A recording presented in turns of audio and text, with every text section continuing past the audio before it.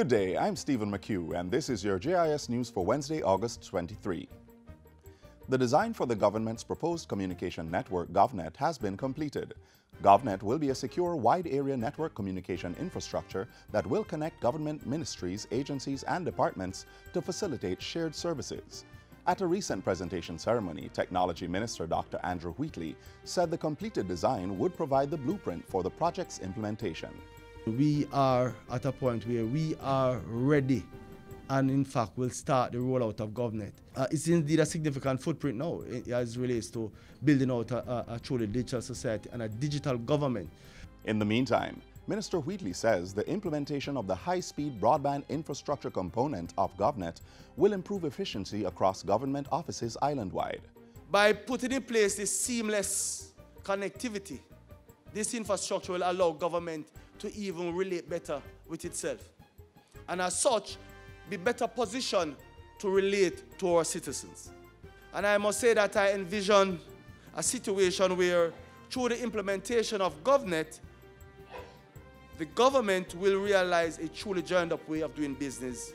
Minister Wheatley was speaking at Tuesday's launch of Productive Business Solutions and Xerox's Connect Key system on the island. The Connect Key software connects multifunctional printers which adapt to a company's functions through mobile and wireless printing, the cloud, and apps. Residents of Mountainside and Parklea in southwest St. Elizabeth now have electricity in their homes. Lights were turned on for the first time Friday by Energy Minister Dr. Andrew Wheatley.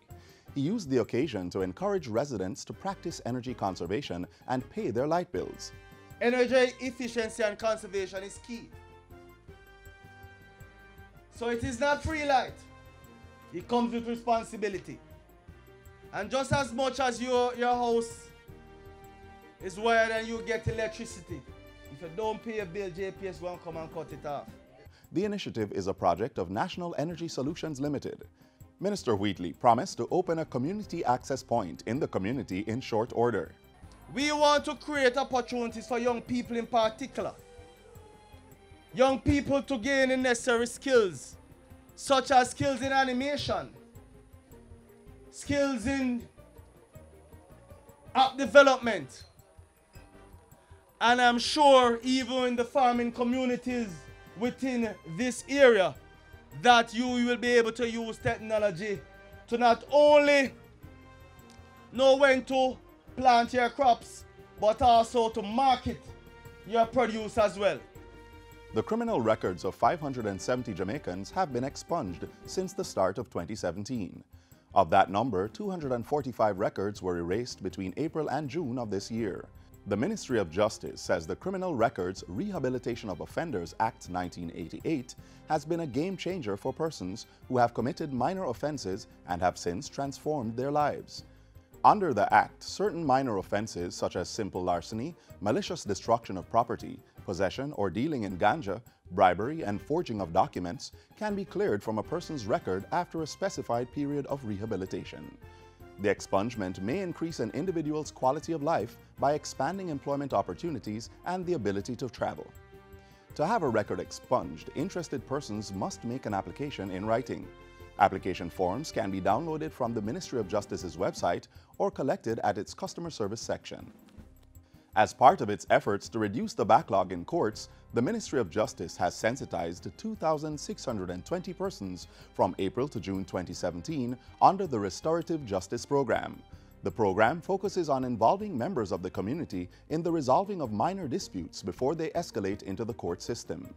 1 Justice Center and 9 Restorative Justice Centers have been opened island-wide since the passing of the Restorative Justice Act in 2016. The most recent Restorative Justice Centers were opened in Tivoli Gardens and Denham Town in July 2017.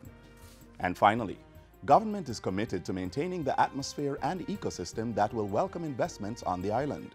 So says Minister without portfolio in the Ministry of Economic Growth and Job Creation, Dr. Horace Chang. We are examining clearly the regulations governing the special economic zone to ensure that whatever is there that may be impairing current activity, and I'm saying we're very keen on that, we will look at them, and where we have to make changes, fine. Where we have to re-educate some of our professionals that are associated and involved in the industry, we'll do so. Dr. Chang was speaking recently as he welcomed the latest business process outsourcing company to operate from the Montego Bay Free Zone, Centerfield, Jamaica. The minister assured the company that government, through entities such as JAMPRO and the Port Authority of Jamaica, would be available to discuss challenges and opportunities to expand the sector. And Centerfield, Jamaica showed its commitment to the country's development by donating $500,000 to the Escher Primary School in Lucy, Hanover. And that's it for JIS News Today. I'm Stephen McHugh. Thanks for watching.